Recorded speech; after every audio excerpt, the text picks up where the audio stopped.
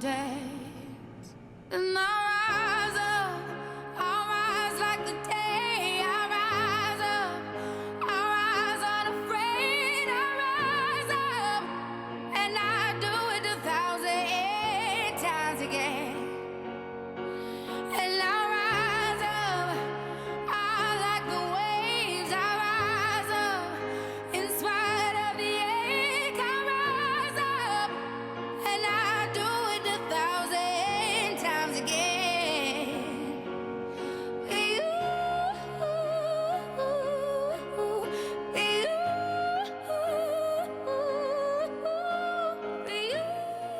Welcome back to Sunrise, and thank you for staying with us. Thank you for choosing Sunrise. One aspect of Breast Cancer Awareness Month that we love here at Sunrise is hearing the moving stories of those who've faced and overcome their battles with cancer. Each story is truly inspiring in its own right. Our next guest is no exception. She was diagnosed with stage 2 breast cancer in May of 2020. She faced months of tough treatment, but she didn't just survive, she has thrived. From battling cancer to being crowned Cosmos Queens of Jamaica 2024, her journey hasn't been easy, but it has certainly been impactful. Let's welcome this week's Pink Warrior, Kaydia McKoy. Good morning. How are you doing? Kaydia, how are you? Thank you for having me. I'm doing excellent. Well, you look better than me. When I saw the young lady, I said to myself, oh, they changed the segment. So we have like a teenager coming in. Who are we talking to? Yeah. Like I was asking it, who are we talking? Because what I read about you and all that you have been through, you don't look like what you've been through. At all, at all. No. But we're so happy to have you here. I know that there are many persons watching this morning wondering, what's Cosmos Queens of Jamaica all about? What's that pageant? So Cosmos Queens, because I'm a breast cancer survivor, and so I entered the Mrs. Universe pageant. I actually went for the Mrs. Universe title, but I got Cosmos. They had Cosmos Queen and Intercontinental Queen. Okay. So I got Cosmos Queen of Jamaica. So I do a lot of work with women, especially my advocacy with breast cancer. So that title was suitable for me, and I earned it. Yeah, so it's about phenomenal women who are heavily involved in their community with community projects. So I will be traveling in November to represent Jamaica. Yeah. Nice. Well, take us back though to May of 2020. When you got your diagnosis, what prompted you to even check? How did that all happen? At the time, I was 30, and being 30, no one is thinking about breast cancer, right? And my business was booming, everything was fine, and it's just my instinct. Like one day, I was just taking a bath, and I felt the lump. I was just doing my own self-examination, and I felt the lump. But then my cousin said to me that it's just premenstrual syndrome, or when you're in your 30s. These things happen, and I say, so I watched it until about 3 months after, it started getting big, it started growing. So I said, no, man, I'm not liking this. And that's when I went to the doctor, and she said that I need to do a mammogram and ultrasound.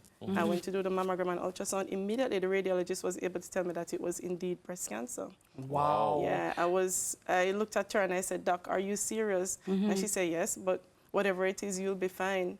At that time, I didn't know what to think. Was there any history of breast cancer in your family at all? No history, but a strong history of cancer, but not breast cancer. Breast cancer. Yeah. So talk to us about, after the diagnosis, walk us through the different surgeries and the treatment that you received. After the diagnosis, it was like a whirlwind. So after diagnosis, you have to get the confirmation, which is the biopsy. So a biopsy was advised. There are needle biopsy, and you have surgical biopsy. So I did a surgical biopsy because my doctor, my GP, she said, I don't want a needle biopsy. I need a surgical biopsy.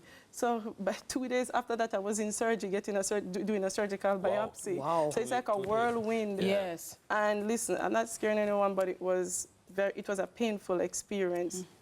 Did the biopsy, waited about 4 to 6 weeks for the results. Results came back. It was confirmed that it was stage 2 estrogen positive breast cancer. 1 week later, before you know it, I was planning surgeries. I did a hysterectomy, oophorectomy, nipple sparing mastectomy, reconstructive surgery. I was hopping from doctors to doctors because they know you have to consult with that one, and everybody have to be on the same page with the surgeries. And then everyone was telling me, are you sure you're going to do this? That's a lot of surgeries.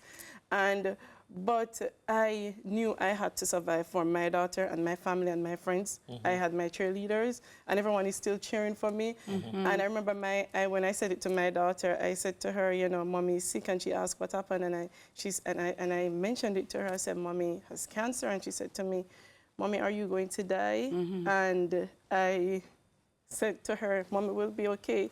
But the reason why she asked is because my dad passed from cancer. And she would, I'm just so happy to be here this morning.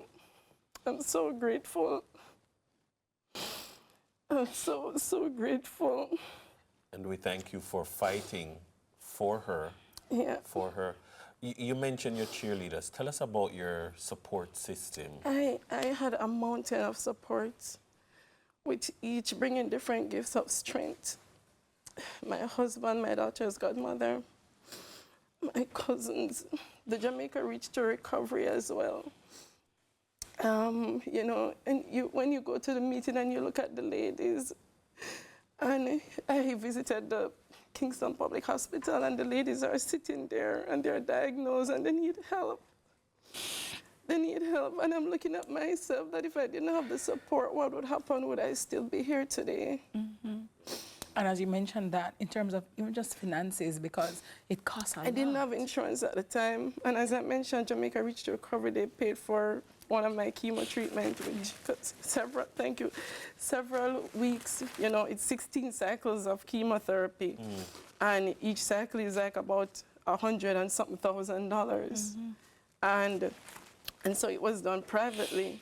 So, you know, getting the assistance from friends and family and everyone, just not even financial support, but mental. I remember there was a moment that I said, I cannot do this. It was overwhelming, preparing for the surgeries. You don't have insurance. And I laid on the bed and I said, Father, I said, this is it. I want to go. It was overwhelming. And I had several anxiety attacks. And I remember one morning I started crying and I started praying and I said, God, I have to take me out of this because I know I'm strong mentally, but somehow that had me down on my knees. And I said, God, please help me. And I laid on the bed and I was just waiting to die. But then I realized that I'm not dying. And I said, what are you doing? Get up, fight. And I prayed the entire day. I just prayed the entire day. And then I got up the next day. And it was a brand new day from then. It was a new me. I got up with a fighting spirit. And I just wanted to just fight and just survive, you know. So that is why my advocacy is so strong for women who are fighting. You know, if I don't know you and you tell me that you're being diagnosed, it's like a journey all over for me again. And it's honestly not just women with breast cancer, it's just cancer overall, you know, life-threatening disease. Because I remember when I made a keepsake box for my daughter with all the hair from, this is me with the bald head. Oh, wow. Oh, you wrote a book. Yes, and I wrote a book as well. Okay. Courage in Bloom. Courage in Bloom. Wonderful. Where can we get this to buy? So it's at the Life Store, it's on Amazon, it's at Woman's Place, it's at Champion Battery Company. It should be in Fontana soon. Yeah. And you can get it directly from me. And it's now at the Secretariat at Toyota Jamaica. That's the Reach to Recovery Secretariat. So it's there for the month of October. Well, I'd definitely like to buy to make a contribution. And yeah, it's very much well detailed. When you read it, you don't even have to ask any questions. Yes, yes. And you talked about, you know, being a mommy. And that, you know, tugs at my heartstrings in a different type of. Right. How were you able to manage motherhood and go through this? That's the thing, support. My daughter's godmother, Candy, from BD Greg, thank you very much. Oh, nice. She took her. And I remember when I started chemo, my daughter, when I started chemo, and she realized that Mommy didn't have any hair. and she realized how sick I looked during chemo, because you know chemo changed your whole physical being, and she wanted to stay with me at that point. So we had to, even school for her, the teachers had to come and say, listen, we can't, you know, you have to keep certain things away from her because it's affecting her. And listen, all those words I called earlier, she's only 8, and she can tell you about hysterectomy, oophorectomy. She's quite aware. But it was very emotional for me. But I looked to her for strength. Yes. Yeah, she was my source of strength because she's so emotional. She's deep. She understood everything that was happening. Like even now, if I tell her that I'm going to the doctor, she's going to ask, Mommy, is the cancer back? And So it's in remission now? Yeah, yeah. Very well, thanks So be to God. right now she's Mommy's girl. She started out as Daddy's girl, but, Yes. but she's now Mommy's girl, yeah. Well, who knows, maybe she's future oncologist, you know? Right, Yes, yeah, yes. yeah. And I tell you something, because I didn't have insurance when I was on the journey, she have her little pink piggy bank, and she wrote a book as well, and she saves all the money. And I said, Savi, you know, what are you going to do with the money? She said, Mommy, this money is for when you're sick. Because, you know, sometimes I said, Savi, give me a little $1,000. No, Mommy, it's for if you get sick again, you and Daddy. I'm saving for you and both you and Daddy. Wow. Yeah, Wow. so it cannot be touched. Well, what word of encouragement, Kaydia, would you give to, you know, a family going through this now, a woman who is going through this? And as also, how, as persons, you know, outside of, how can we help? Because a lot of times, you know, these are silent warriors. We hear about women with breast cancer, but some people have never actually met someone with breast cancer or who has survived breast cancer. What can we do as a country, as people, to contribute? And what word of advice would you give to somebody experiencing it now? My Jamaican people, I want you to go out and support the Pink Run. That's the Jamaica Reach to Recovery Pink Run. Yes. Her fight is your fight. You understand? And you never know when you're going to need the assistance. You know, you never know when you're going to need it. The run, the Jamaica Reach to Recover run, that's the ICII Jamaica Reach to Recover run. It's on the 27th of October. Yes. And it starts at 6 o'clock. 6 o'clock is, you know, the warm-up. 6:30, that's when the run starts. And it's at Emancipation Park. And you can register at runningevents.ja.com or pinkrunjm.com. And you can also register at the Toyota Jamaica Secretariat. That's on Old Hope Road. You can go there as well and register for the Pink Run, and that's how you can make a difference. You can also donate if you're not able to run. You can also make a donation because those funds really help. As I said, I got assistance from the Jamaica Reach to Recovery because months of chemotherapy and just, you know, the contribution for one makes a big difference for me. So, you know, I'm encouraging everyone to just go out and support the run and share the news, share it on your social media so that everyone, you know, will be aware of the run and the support. And for those who are fighting, you know, just keep on fighting because in your darkest days, you can still shine and overcome. You know, I tell people that my crown is not just a crown for me. You know, it's a symbol of my strength and resilience to go out and still shine because, of course, you want to challenge yourself. You want to feel normal again. You want to, you know, I'm in menopause at 35. There are a lot of things happening, but I still put a smile on my face and I still go out and I try to do my best. I try to make myself available. I love to share my story. I love to share my story because I want to help women, and I'm encouraging all the other warriors just to brave up and share your story because we are in this to save lives. We want to save lives. So just support the run and support. Support is very important. We need support when we're fighting. Thank you. Indeed.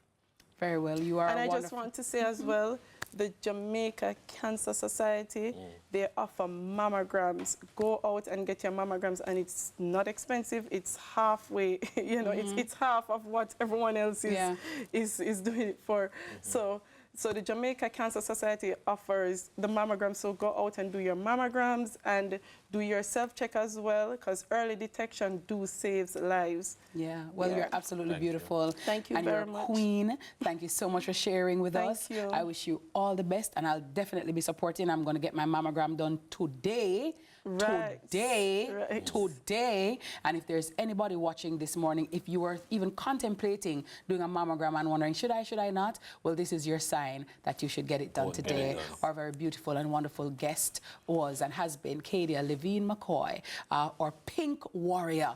Remember, everyone, early detection is key. So if you have not yet been tested, please, now is the time. And don't forget, men, you have to get checked as well. And, you know, just encourage your friends, encourage your family members, especially if you have a genetic, you know, or family history of that. Please go and get checked. And if you have any amount, it doesn't matter, every mickle make a muckle that you can contribute to the Jamaica Cancer Society, Jamaica Reach to Recovery, please, let us all join hands together and put our money where we're out there, because as Kaydia said, you never know if you or somebody that you know or love will be in need. And there are also women who need us and need us now, all right? We'll be back right after this break. Thank you so much for making it Sunrise. And I rise